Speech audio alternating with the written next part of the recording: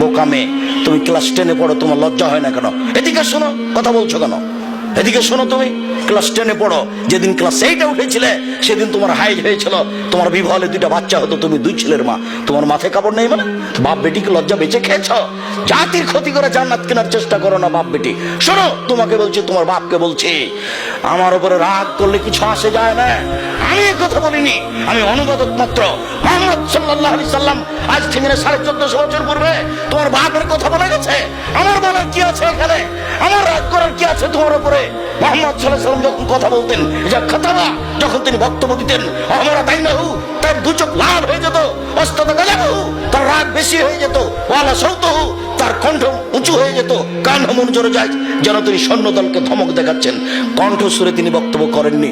আমি আব্দুর রাজ্জাক বিন ইউসুফ 20 বছর থেকে বলে আসছে, কণ্ঠস্বরে বক্তব্য জায়েজ নাই।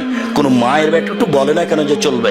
এই বোকা মেয়ে, তোমাকে বলছি, তোমাকে অপমান করতে আসিনি আমি, তোমার বাপকে আমি অপমান করতে আসিনি, তোমার জাতিকে আমি অপমান করতে আসিনি।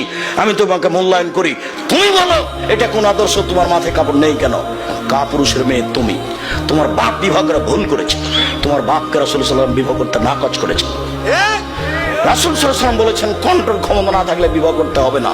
রাসূল সাল্লাল্লাহু আলাইহি ওয়াসাল্লাম বলেছেন কন্ট্রোল ক্ষমতা না থাকলে বিবাহ করতে হবে না।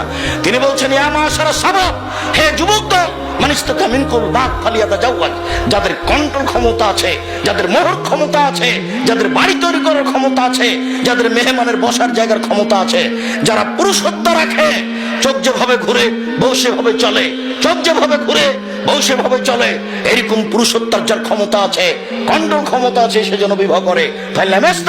ও যদি না পারে ফালে বিশ্রাম, তাকে রোজা রাখতে হবে।